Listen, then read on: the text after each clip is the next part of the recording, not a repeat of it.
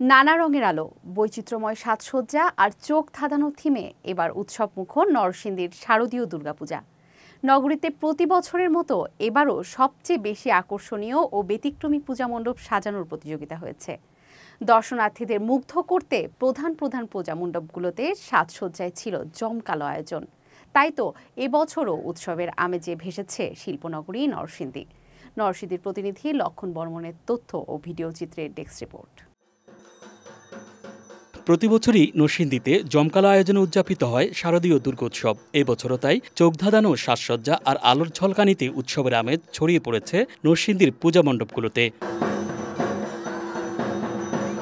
পূজার শুরু থেকেই শহরের প্রধান মণ্ডপগুলোতে দর্শনার্থীদের আনাগোনা ছিল চোখে পড়ার মতো। এবার দর্শনার্থীদের মুগ্ধ করতে শহরের মধ্যকান্দা পাড়ার অগ্রণী সংঘ পরিবেশ সচেতনতার বার্তা সাজিয়েছে পূজা মণ্ডপ। 4 মাসের প্রস্তুতিতে গড়ে তোলা মণ্ডপটিতে ফুটিয়ে তোলা হয়েছে বৃক্ষ নিধন ও জলবায়ু পরিবর্তনের প্রভাব। এর মধ্য দিয়ে গাছ লাগান, পৃথিবী বাঁচান, পানি বাঁচান, জীবন বাঁচান সহ নানা বার্তা দিয়েছে তারা। আমরা চেষ্টা করছি আমাদের এই আজকের এই মূর্তির মাধ্যমে, এই ডেকোরেশনের মাধ্যমে প্রকৃতিকে তুলে ধরা এবং প্রকৃতিকে ধ্বংস থেকে রক্ষা করা, মানুষকে সচেতন করা। ইট খোলা হোক, গাছ কাটা হোক, পানি অপচয় হোক, সব থেকে রক্ষা করার জন্য আমরা জনগণকে তথা পৃথিবীকে আমরা জানাচ্ছি।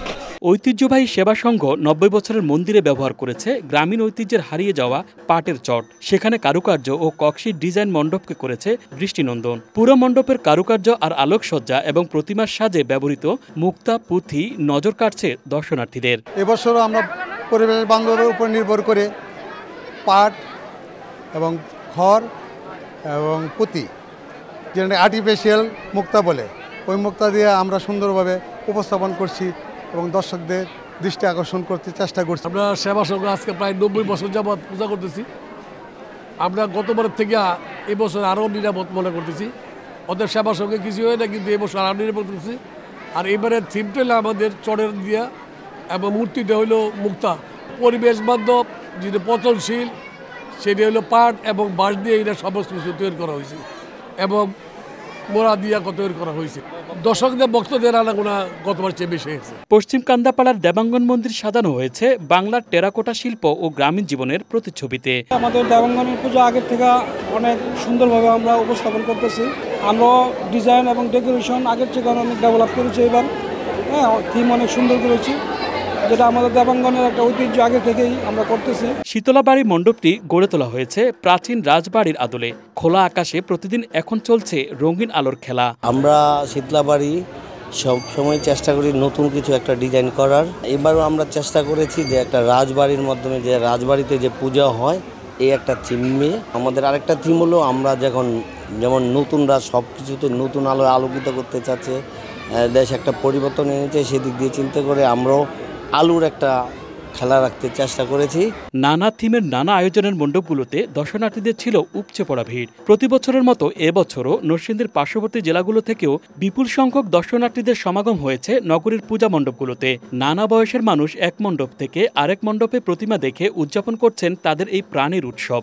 একই সাথে দেবী দুর্গার কাছে দেশবাসীর মঙ্গল কামনায় প্রার্থনা করছেন তারা। আমি ঢাকা থেকে নরসিংদী চলে আসি দুর্গা পূজা উপলক্ষে, এবং এখানে প্রাণবন্ত পরিবেশ এবং আনন্দঘন পরিবেশে আমি সবসময় এই পূজাটা উপভোগ করতে চাই। পূজা থেকে মানুষের যে উৎফুল্ল, মানুষের যে আনন্দ, এই শারদীয় দুর্গাপূজার যে আনন্দটা বেশ, তার চেয়ে বেশি আনন্দ এখানে।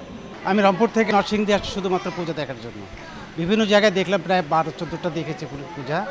তার মধ্যে আমার কাছে মনে হয়েছে যে এই যে থিম যে ন্যাচারাল যে থিমটা, সেটা কিন্তু এখানে, অর্থাৎ এই পূজায় যেটা আয়োজন করা হয়েছে, সেখানে আমাকে একটা নতুন করে একটা জাগ্রত হয়েছে, যেটা ব্যতিক্রম বলে মনে হয়েছে আমার কাছে। এটা ধারণা ছিল যে নরসিংদীতে অনেক বেশি পূজা হয় এবং এখানে অনেক ভালোভাবেও সেটা পূজাটা উদযাপিত হয়। তো সেই লক্ষ্যে আমরা আসছি যে এখানে একটু দেখবো আর কি, যে নরসিংদী পূজা আসলে যেটা মানুষের মুখে শুনি আমরা সেই আশাতে এখানে আসার। প্রথমত ডেফিনেটলি আমরা অনেক বেশি এনজয় করছি, ভালো লাগছে। মানে খুবই সুন্দর, একদম ইউনিক ওরা করার চেষ্টা করেছে, খুবই ভালো লেগেছে। নিরাপত্তা ভালো, সবাই তো শান্তি শৃঙ্খলার মতো আমরা সবাই ঠাকুর দেখছি, প্রতিমা দর্শন করছি।